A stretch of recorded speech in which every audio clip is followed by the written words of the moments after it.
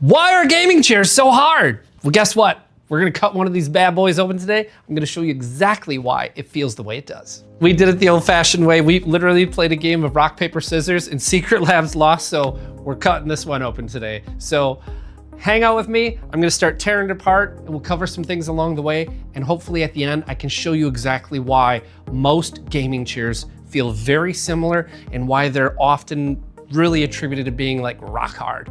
Get it? Paper, scissors, rock. All right, let's dig in.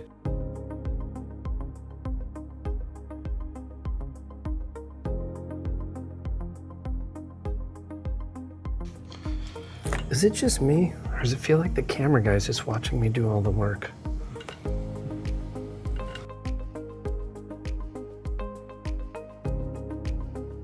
Okay, we've got the base and the arms taken off the chair, and we're left with that traditional mech that you see on every single gaming chair. Very similar component. And I'd actually say that once you separate the two and you start looking at even the seating system, they're also very similar. And one of the first areas that I kind of always notice about gaming chairs is they don't use a seat pan. And you're going, what's a seat pan? Well, seat pan's usually below the foam, and that gives the foam support. And in gaming chairs, if you flip yours on the back, on its back, or I could flip a couple others and show you guys, but they're all gonna be the same. They're gonna have a metal frame right here. They're gonna have two metal crossbars, and those metal crossbars are what the mechanism mounts to. And that's also where they put a steel plate in here, and that's where you mount your arms to. And what's interesting about this is there's nothing in between this bar and this bar and this and this. It's just wide open. So it's black, but it's just the foam. This is the seat foam. So if you wanted to start the conversation about, can you make this any softer? If you use a softer foam, it could be sagging down. As I sit on it, you can see it moving, you know, through here. And the first thing you'd have to do to make this foam softer would be probably putting plywood or plastic or an aluminum seat pan on here so you can soften it up with the foam not sagging through the frame. So let's keep going and take the back off as well. So let's get after the side mount hardware.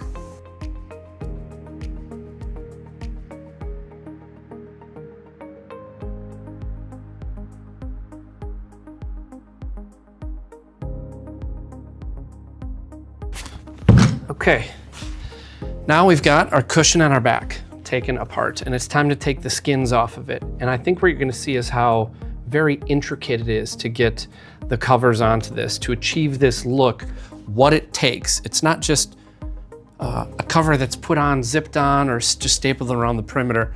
There's a lot going on underneath this thing to hold it in place and to get this very sharp lined foam here. There's metal wires in here, there's clips down below, and support structure underneath this to pull the fabric down to get that nice laser clean finished gaming chair.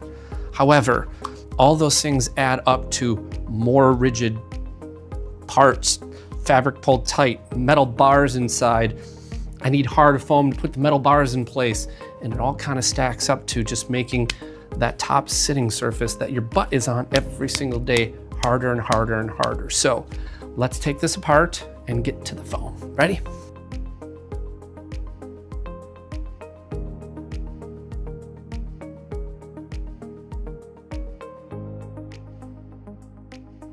Okay, that's level one. And you'd go, take the cover off. And I'd say, I can't, it's still attached. Why? If you come over here and you check this out, these lines right here, to get these lines to draw down so that you can get this lateral bolstering. If it wasn't pulled down, it would wanna, you know, kind of hammock is what we call it, going across left to right. So to pull it down tight and not use glue, they use these metal retaining bars inside. And they're down here in the foam. They're shoved in. They're down in here. And there's a metal bar right there, you see that? And it goes through a loop of fabric that holds this on. So, okay, it's time to start digging.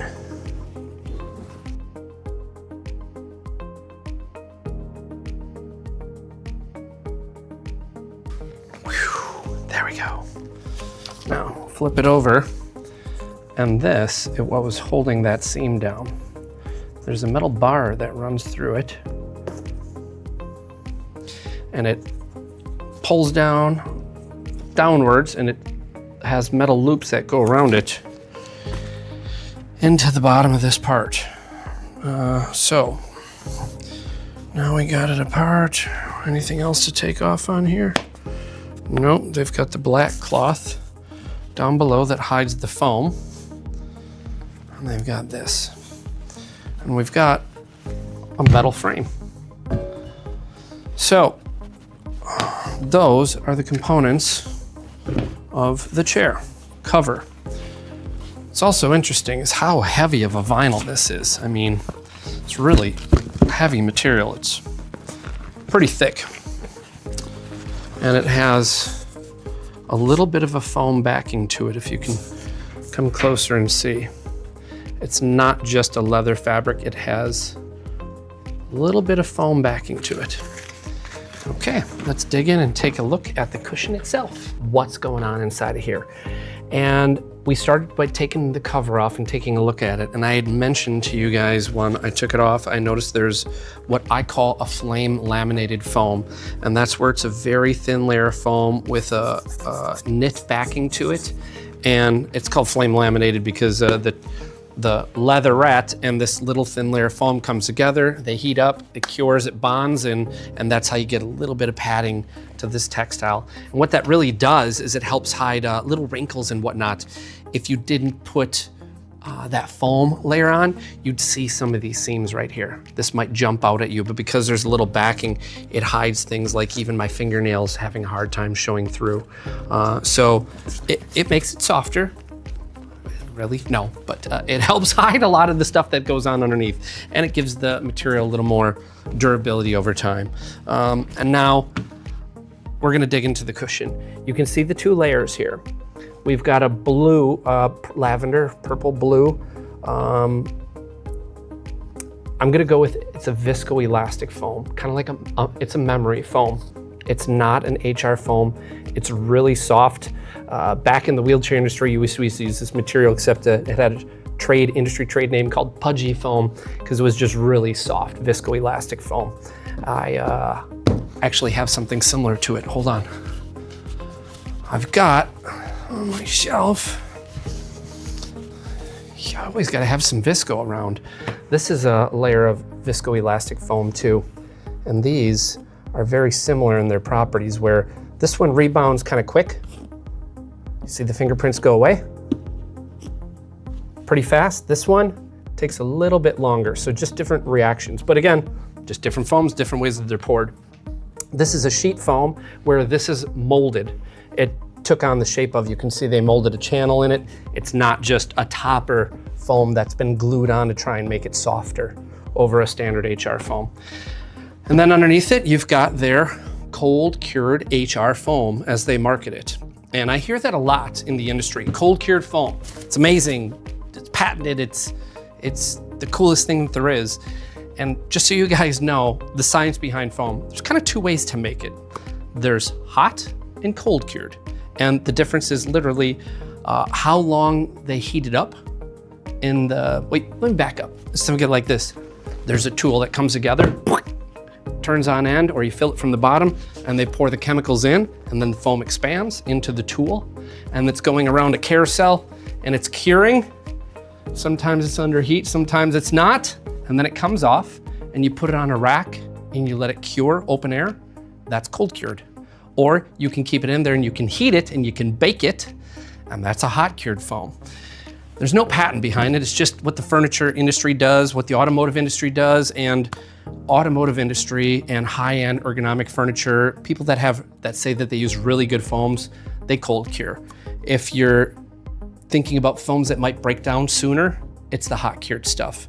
And there's a lot of science into it. I'm not gonna go deep, but just so you know, cold and hot cured, it's not witchcraft, it's just the two ways that everybody makes foam. So these two have been bonded together, and it looks like we've got a light adhesive that's holding it on. Just looks like a spray glue of sorts, and feels good to the touch. Really good to the touch, actually better than what it felt like with the cover on, which makes me go, we need to test something quickly. We just mapped this thing a week or two ago in a different video talking about hard foams versus soft foams. And I think it mapped at about 157, 160-ish millimeters of mercurial pressure. Now that we have the cover off, I think we should map it again and see if it's any softer. So let me get some things ready for you, hold on. Okay, I got everything ready. I got my laptop out.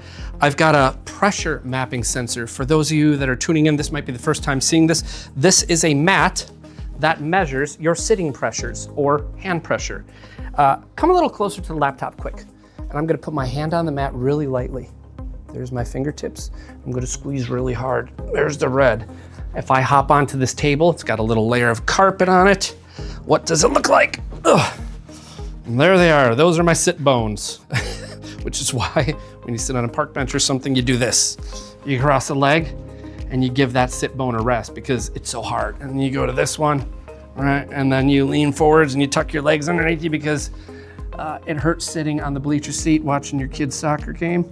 And it looks better that way, doesn't it? Which is why you do this. Next time you're at a sporting event, go watch everybody leaning like this. They're resting their sit bones. Anyways, sit upright, there they are. That's how this mat works. So I lied to you about 32 seconds ago in this video. I said it was 157-ish, 160 millimeters mercury pressure. I think it was closer to like 185. Am I right, camera guy? Not up and down? Yes, okay, 185, okay. So, I took the cover off and I wanna see if this one's softer. I believe it's going to be because the cover plays an influence on pressure and I'm gonna show you guys that. So, let's put this on here. Ooh. And we're gonna sit down and I'll tell you what the peak sitting pressures are. I'm gonna do what I did a week or two ago and I'm just gonna sit upright. I wasn't using the back then and I'm not using it now. It's properly adjusted in height. Feet are flat on the floor. I'm gonna sit up and we're at 145, 150, okay? Now, there's a soft topper foam on this, right? And I'm sitting into it, it feels good, but it doesn't take much, as you saw with me, just using my light finger pressure to blast through it. So maybe that first ½ inch feels good, but if I lean a little to the left or right onto my arm, it takes barely any weight to blast through that soft foam and you're right onto the hard, cold cured foam now. And that's really what you're feeling. And as you can imagine, if I sat on this thing for a few hours and everything heats up and all foam gets a little softer as it heats up, like right when you sit down on a fresh, cold chair, it's a little firmer, and you sit on it, feels a little better, because it warms up and it softens up and you sink in a little more. So this is gonna be probably flame red if I sat on it for an hour or so, but it is still softer than when the cover was on. I'm gonna prove it quick. I'm gonna put the cover back on. We're gonna see if it maps higher in sitting pressure.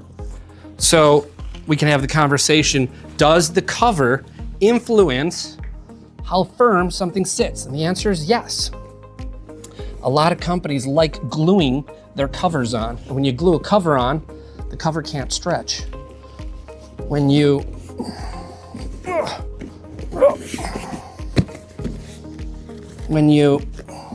pull something on really tight, and it's kind of more acting, we call it hammocking from the old wheelchair industry, but think of more like a drum.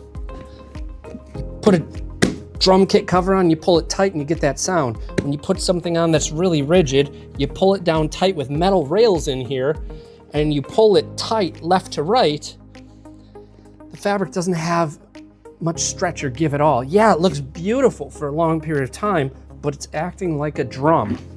So when I sit on this thing, I gotta turn it this way for you.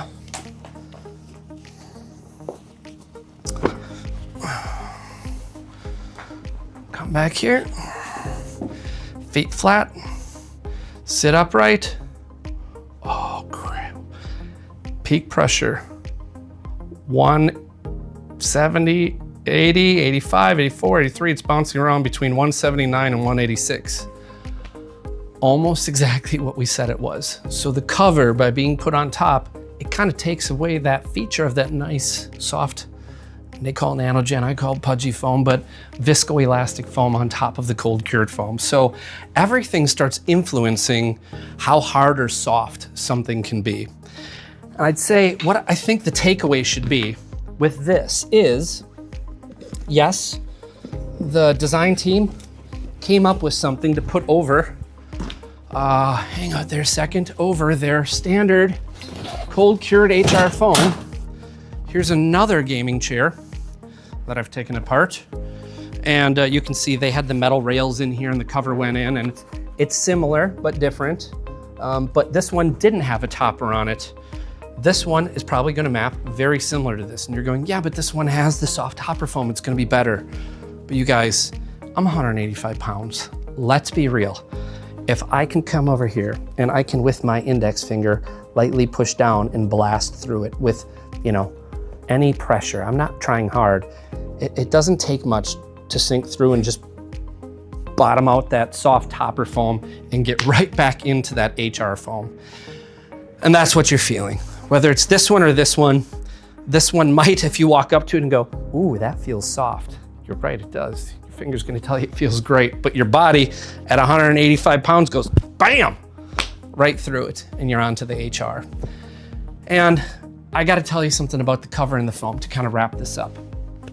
If you said, Steve, you're a chair designer, why don't you make a gaming chair that's softer than the ones that are out there? And I'd go, that's a tall order. I don't know if I can do it, because you guys would want that look. You want the, you want it to be these nice, sharp, tight, clean angles. You want this crisp laser edge on here.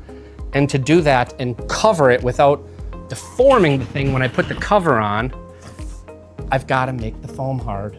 So to achieve this look, I have to make it this hard, or they have to make it this hard. It doesn't matter the brand. It's not Secretlab's fault. It's they're going for a look, so they make the foam hard. And it's the same with this one. You know, to make this nice lateral bolster and have it look like a bucket seat or a race car seat, you've got to make this hard. You got to put a steel bar up in here to hold it. This one has steel inserts that hold it so it doesn't move. And then you got to get the cover rock hard tight, and you got to put those metal rails in here like you saw on this one, and pull the cover tight and put it over a steel frame. And before you know it, it's just rock hard, rigid, hard foam chair that you're sitting on. And I'd say the only way to kind of make it softer is maybe not do as much of this lateral bolstering. That would be the first thing that would have to go away to make a gaming chair softer. One good example that I have is on a different gaming chair, the Razor. This guy, these guys did something a little different. Not the back, the cushion. Look at this cushion quick. They didn't use big lateral bolsters. They really muted it out, and there's almost nothing back here. It looks like they're there, but that's just the patterning. It's just a pretty flat cushion, contoured cushion, and similar to this one. The lateral bolsters are higher on here, and they're reinforced and rigid, whereas over here, there's not much to them. And I'd tell you that Razors does sit softer, and if you got a bigger butt, it lets you sit over here without your body. If your legs or your butt were bigger, they wouldn't be rubbing on this lateral bolster. Meaning, when I sit down on this and I pressure map this, you're gonna see that rail on this one and this one going into your thigh, and you're gonna feel that all day long. Whereas this one, it's kind of vanilla. It's kind of smoothed out. So I hope this kind of helps when you take the chair apart and you look at it going, why does it sit so hard? Why'd they do that? It's so it lasts forever and ever and ever. No, they did it because you needed that look, so they had to make it hard and reinforce it with steel. And I want it to look like this every single day for the next 10 years. Great, then I'm gonna put steel rods in it, I'm gonna pull it tight as a drum, and then you're gonna sit on that for the next 3, 5, 7, 10 years, and it's not gonna get softer. It doesn't break in. It's just an HR foam.